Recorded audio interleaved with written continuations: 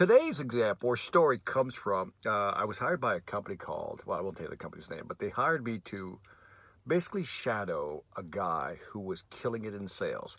The guy's almost like 65, 70 years old. His name is Larry. And Larry's just killing it, right? And so he's outselling like 1 to 10, like he's outselling the sum of 10 other salespeople. And so company calls me and says, hey, Victor, we'd like you to kind of, document Larry's sales process, so we can figure out what he's doing to sell so effectively so we can train our other salespeople. To which I said, why don't you just ask him?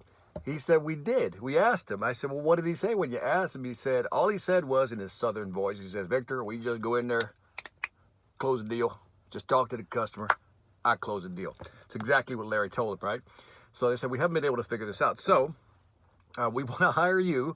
We'll pay you. And that was the important part. They'll say, we'll pay you so you can shadow him for 2 weeks and then document his sales process. Just observe and document, right? I thought this was going to be an interesting experiment. I was like, why not?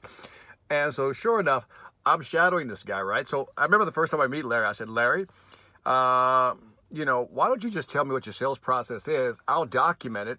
We're over at Taco Mac. It's a place here in Atlanta, Georgia.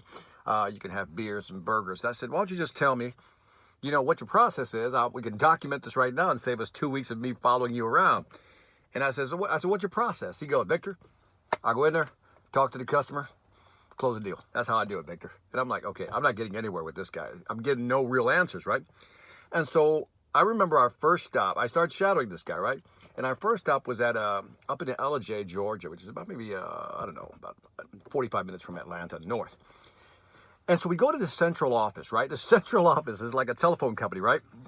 I think it was LJ's actual telephone company. And so we walk in and we meet with the supervisor of the actual central office where all the technical equipment's at, right? Now, Larry sells telecommunication equipment, right? So that's why we're there. So I'm shadowing it. I forgot how he introduced me. I think he introduced me as, I don't know, like a trainee or something. Anyway, so the supervisor, who's really proud of his station, right, the central office, walks us into the station, and Larry's right behind him, right? And Larry's like in his southern voice going, yeah, man, that right there, that's a CX 900 series. That's a good piece of equipment, right? And then he keeps walking, showing him stuff. Larry's like, oh, you got one of those. That's a Cisco blah, blah, blah. That's a good piece of equipment. And this goes on for a little bit. Then Larry comes across a piece of equipment. He says, now, that right there is a piece of, he just said, that was it. It's a piece of, I'm just trying to clean it up a little bit, right? And I remember my jaw just dropped, right? Because he just called it a piece of. And I remember I looked at him and then I looked at the customer, and it was interesting. The customer just kind of bowed his head and he said, yeah, that wasn't a very good buy on our part. In other words, he admitted that was a piece of shite, right? It's a piece of crap. And at that moment, I can tell that him and Larry just bonded, right? They just bonded. And that taught me a lesson. That was the first lesson I learned, shadowing Larry, is that being direct, being honest, being authentic with your customers does pay off.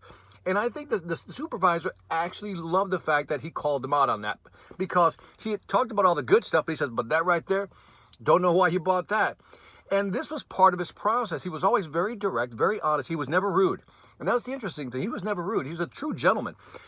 It's just like when he had to say something, he just had to say it. And I think we're missing that today sometimes in our conversations. And I highlight this a lot because we're always trying to be too, I use the phrase wordy. Too many words to say a lot of things, but we say nothing. And what I like about Larry was he was very direct, but very authentic, very honest, and had a genuine wanting to help customers, this genuine need to truly help them have the best central office. And so bottom line is, after 2 weeks of shadowing this guy, I documented his sales process. He did have a sales process. What's interesting is that he was a victim of what is known as Polanyi's paradox. Polanyi's paradox is basically this. You know it, but you can't explain it. And that's what he had. He knew how to sell, but he didn't know how to explain it. And so I remember we went back to Taco Mac almost like a month later.